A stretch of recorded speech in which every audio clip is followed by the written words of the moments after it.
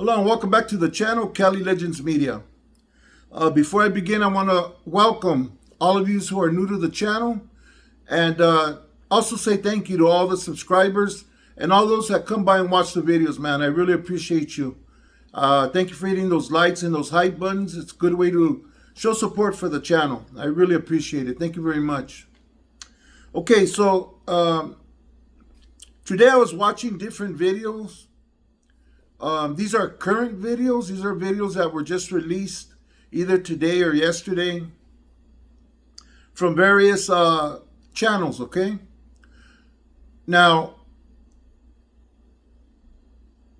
one thing that I've noticed coming loud and clear is the fact that the younger generation is down for this black and brown unity that the rappers have been pushing also, okay?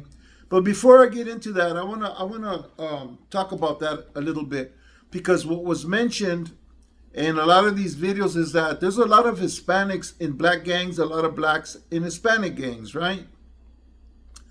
Which would put them in bad predicaments if they ever ended up incarcerated, because it's racially segregated in there, okay? Now, the last time I was in prison was in 2005, okay? I don't know if it's changed, and if it has, how it's changed, as far as if there's a Mexican, let's say Crip, or a Mexican blood, and he wants to program with the blacks. I've never seen it before. So if anybody out there knows anything about that, I'd appreciate it if you mention that in the comment section, and how it's dealt with and how it's viewed in prison and in jail. But as far as out in the streets, it seems like all these youngsters, like, they're not even tripping. The ones that are tripping are the older vatos, the old heads, you know? And it's a shame, because a lot of them used to look up to older homies for advice. And it seems now that they're basically saying, yeah, you know, we watch all this mess on YouTube, and it's the older cats that are, you know, all into that racial divide and this racism thing. But on the streets, it's they push black and brown. Of course, there's some Mexican barrios that are warring with certain like, I'll give you an example. Say a Mexican barrio warring with a set of Bloods. Okay, but they get along with the Crips. So it's not a black and brown thing. It's just a gang issue, a street politic issue, territorial issue, whatever started it. Okay. Now, I heard this one dude who was a blood, and he was saying, man, hey, I get along with all the Hispanics, all the different Hispanic neighborhoods, and there's even Hispanics, you know, in our neighborhood. The ones that he didn't get along with was the guys from Eastside 13. And he said that when he was a young man, that I guess something took place between Eastside 13 and his homeboys, and one of his homeboys got unalived. Okay, so they're still warring over that same issue. He was a small kid, a youngster at the time, but he knows the reason why. You know, some barrios, they don't even know why they're getting down with their enemies. It might be a Chicano gang against another Chicano gang, and it's been going on so long. Very few people know the cause of that pedo. You know what I mean? The cause of them putting each other in the dirt. So at least this dude, he did know the situation that caused that war between that Eastside 13 and those Bloods. He says, but everybody else is cool. They don't trip on them, and the Bloods don't trip on the rest of those Mexicans in the area. Now, do you think for 1 second that, let's say my barrio, Mariana Maravilla, do you think we had any blacks in our neighborhood? Huh? Yeah, we did. We had a very good homeboy, Bote, from Mariana. We have homegirls from our neighborhood that are black, and some that are half black, or mixed, and there are homeboys and our homegirls, and we love them. You know, it wasn't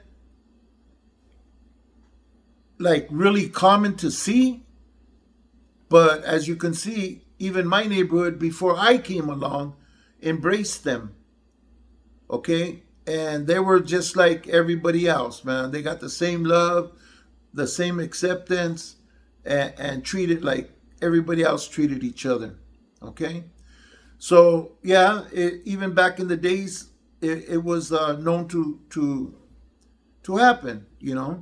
It's been a very long time now that you have different black men from different nationalities going with different brown colored women from different nationalities. Maybe somebody from El Salvador, somebody from Mexico, somebody from some other country that are brown, and they get married, they have kids, and they have beautiful kids. It seems like every time they have children, they come out very beautiful little babies. It's nothing new out here to civilians, and it's nothing new as far as different people growing up in neighborhoods. Maybe a Mexican growing up in a black neighborhood to become embraced by that black community and getting into the neighborhood there and representing. But it wasn't like it is now. Now you see a lot of these videos, man. You have a group of people walking, and it could be a hood blog on a black hood, and you could see Mexicans walking with them, banging with them, riding with them. You know what I mean? And they say it often. It's all about black and brown. You know what I mean? It's the youngsters now that are pushing this. So, like a lot of us older guys, we're always saying, man, things sure have changed from back in the days. We wouldn't do this, we wouldn't do that, But these youngsters, it's their time to do their thing. All we could do is advise them on certain issues, but in the end, it's where their heart's at, and they're gonna do what these youngsters are gonna do, and a lot of them aren't even seeing any color lines. You know what I mean? It's the older people on YouTube, the older generations that are still bringing this old racial shit up, pushing this narrative and stuff. The youngsters really don't want to hear it, man. They're doing their thing, and it's something that has already been going on for a while. I think the rap community's been working on this for a long time. I know Eazy-E was working with the Chicano way back then when Eazy-E was doing his thing, and there's just been a lot of unity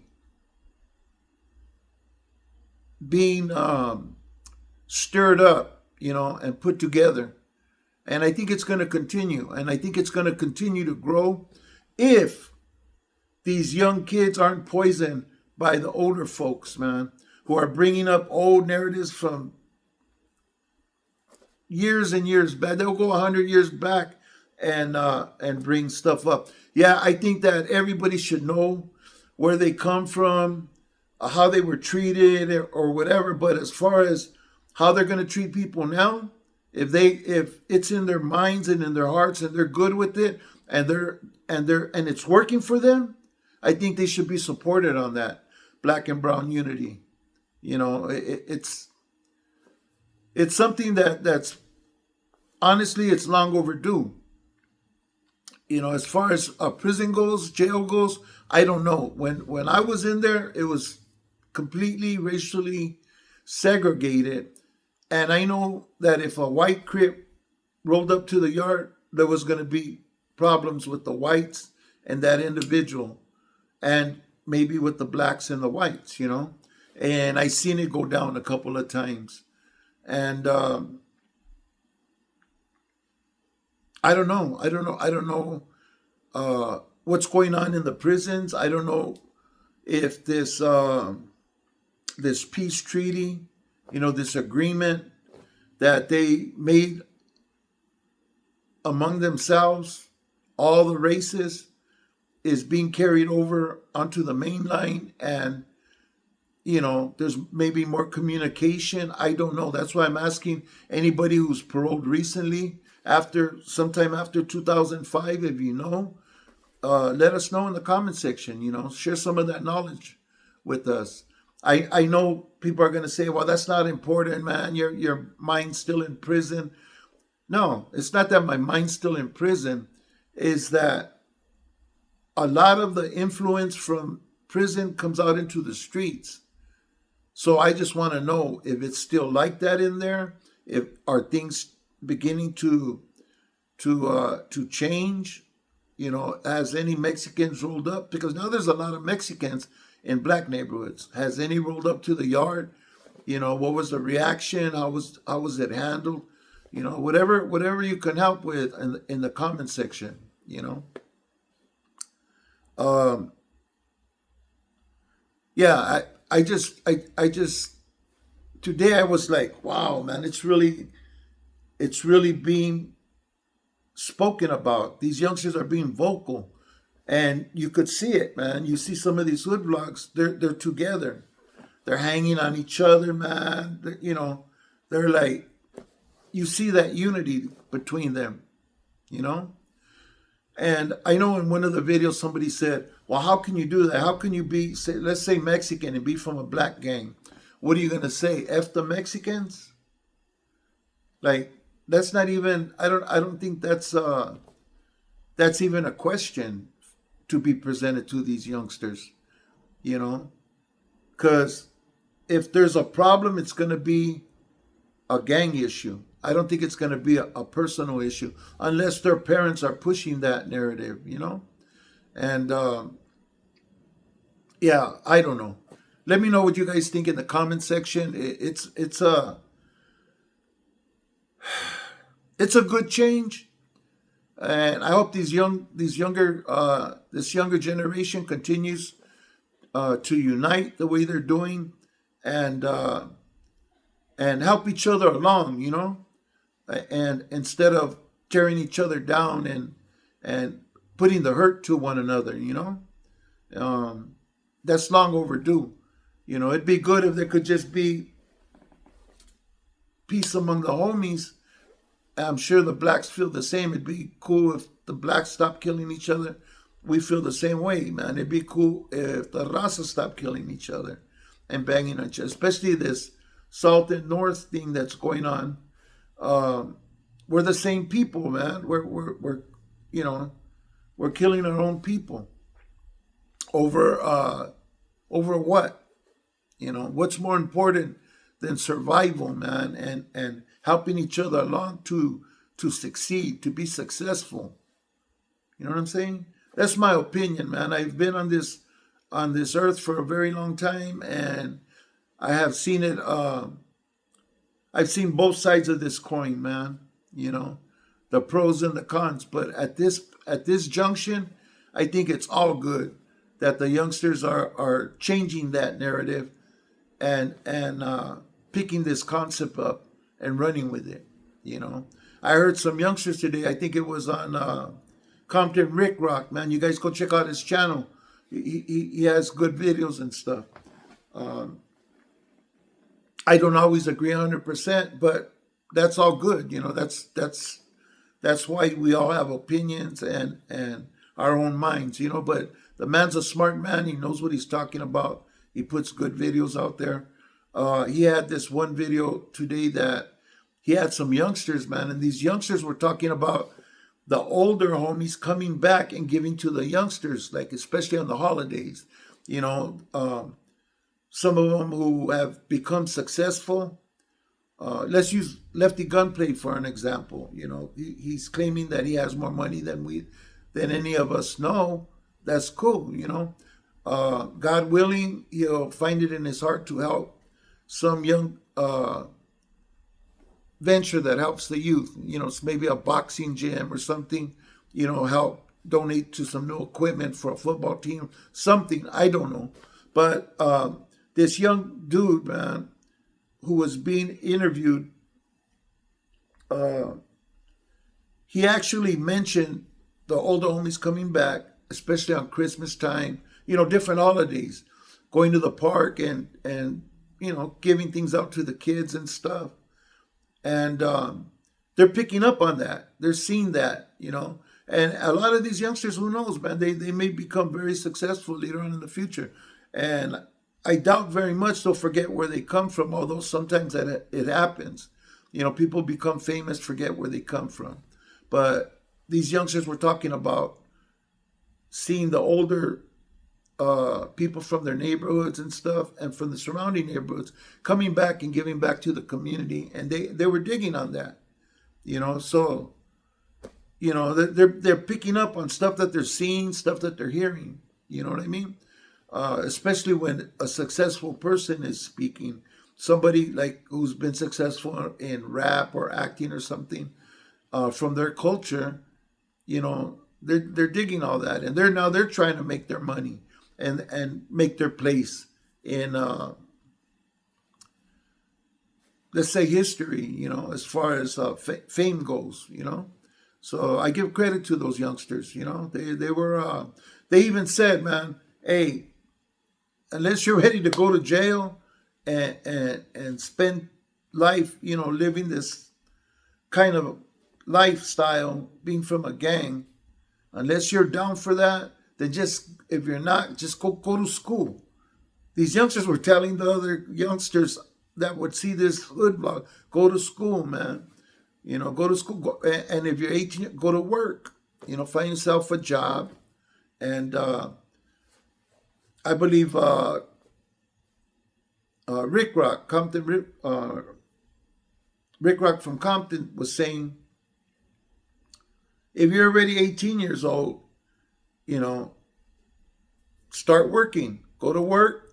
You're just going to be starting off life. You're really going to start working, and you continue to work into your 20s. In your 30s, you'll be more higher up in the company, or maybe you'll learn a trade and you'll be more experienced to where you start saving, and buy yourself a little house and find yourself a good woman, have some kids, man. And by the time you're 40, you're enjoying your home and be able to take trips, man, do things with your kids, and start living that kind of life. Being in the streets, running around, acting the fool. Even the youngsters were saying, man, you either end up in the dirt, in prison, or in the street. There's no future in that. And these youngsters, yeah, they were from a neighborhood, but they were on a money trip. And they were the ones also pushing for black and brown unity. You got to respect that, man. They're hearing things, they're seeing things, and they're coming to intelligent conclusions, So that being said, I'm going to end this video. I want to thank you all for watching. And God bless you. God bless your family. Stay safe, people. Stay out of prison. Stay out of jail. We got to be out here, man, where things are happening, where there's opportunities, doors opening, doors closing, all that's just all part of life, man. Just suck it all in and do your best to be there for your family and your loved ones, man. God bless you. Thank you for watching. I hope to see you on the next video. Gracias.